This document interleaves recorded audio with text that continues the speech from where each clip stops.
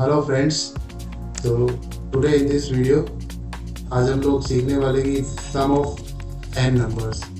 Some of n numbers क्या होते हैं। मान लिया मैं 1 से लेके अगर मैं 5 की बात कर रहा हूँ तो मैं चाह रहा हूँ कि 1 + 2 + 3 + 4 + 5 करूँ। तो इन सब का क्या रिजल्ट आने वाला है इनको सम करने के बाद। तो अगर आप देखेंगे तो 5 + 4 9, 9 + 3 12 एंड 2 14 + 15। तो इसका आंसर आने वाला है लाइक 51 5 15। तो यहाँ पे अगर हम बात करें तो ये एन नंबर्स है। लास्ट वाले नंबर को एन नंबर बोल रहे हैं और स्टार्टिंग नंबर है अपना 1। इस प्रोग्राम को हम बनाएंगे और नंबर ऑफ एन भी हम प्रोवाइड कराएंगे। उसके लिए हम लोग क्या करेंगे, इसके लिए हमें कुछ वेरिएबल्स बनाने होंगे। सबसे पहले इंटीजर का एक तो मुझे चाहिए सम नाम का वेरिएबल। सबसे पहले आप उसमें 0 स्टोर कर लो, ये कंपलसरी है। और उसके बाद आप ले लो एक एन नाम का वेरिएबल। फिर इतना होने के बाद आप स्क्रीन पे सबसे पहले प्रिंट करवा लो कि भैया enter last number. Last number का मतलब 5 10 जो भी आप डालना चाह रहे हो। और उसके बाद हम उस नंबर को करवा लेंगे स्कैन कुछ इस तरीके से, एंड लगा के एन। तो एन के अंदर वो वैल्यू आ जाएगी। और सपोज करो एन के अंदर वो वैल्यू आ गई है जो मैंने डाली है, वो है 5 फॉर एग्जाम्पल। तो अब इसी को एग्जाम्पल के तौर पर आगे बढ़ के देखेंगे। अब हम एक लूप लगाएंगे, फॉर लूप। क्यों?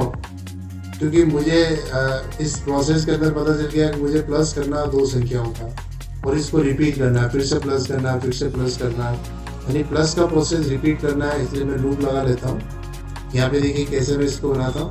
सबसे पहले आप एक इंटीजर वेरिएबल ले लो, x = 1 से इसको स्टार्ट करेंगे और x की वैल्यू जब तक <= है n के। तो n 5 है तो ये 5 का लूप हो जाएगा। अभी के गैस यहाँ पे आ जाएंगे और आप चाहो तो इस तरह से कर्ली ब्रैकेट लगा दो। तो इसको हम 4 का ब्लॉक बोलते हैं। अब ये 4 बार में हमें करना क्या है। सबसे पहले मैं लिखूंगा जो मेरा सम है उसकी वैल्यू अभी है 0। देखिए ऊपर मैंने डिफाइन कर रखा है सम = 0। उसमें मैं प्लस कर लूँगा x की वैल्यू। x की वैल्यू है हमारी 1। अब यहाँ पे 1 है और यहाँ पे 0 है, तो इन दोनों को प्लस करने के बाद 1 आएगा, वो स्टोर कर लूँ मैं अगेन सम नाम के वेरिएबल्स में। तो यहाँ पे सम में आ गया मेरे पास 1। उसके बाद यहाँ पे लूप आगे बढ़ेगा, यहाँ पे x की वैल्यू जाएगी 2। तो अगली बार यहाँ पे तो होगा 2 और सम की वैल्यू लास्ट टाइम थी 1, तो 1 + 2 हो गया 3। ये 3 इसको असाइन हो गया। फिर अगली बार x की वैल्यू यहाँ पे 3 होगी और ये ऑलरेडी 3 है, तो 3 + 3 6 सम में चला जाएगा।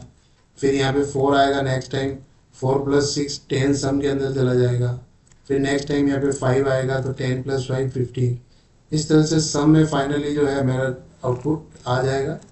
मैं अब लूप खत्म होने के बाद इस सम को प्रिंट करवा देते हैं। तो देखिए /n/n/t मैंने लिखा सम ऑफ फ्रॉम 1 to n की वैल्यू को मैं यहाँ प्रिंट करवा दूंगा कुछ इस तरीके से, और इक्वल्स टू उसके बाद जो मेरा आंसर है सम में वो यहाँ प्रिंट करवाएंगे। तो सबसे पहले लिखेंगे n और उसके बाद लिखेंगे सम। अब इस प्रोग्राम को हम टेस्ट करेंगे। कंट्रोल F9 करके आप रन कर सकते हो या Alt+R दबा के रन पे आ जाओगे तो एंटर कर दीजिए। ये पूछा मुझे एंटर द लास्ट नंबर, और मैं 5 डालूंगा तो मुझे 15 मिलना चाहिए। तो यहाँ पे देखिए सम ऑफ 1 फ्रॉम 1 to 5 = 15।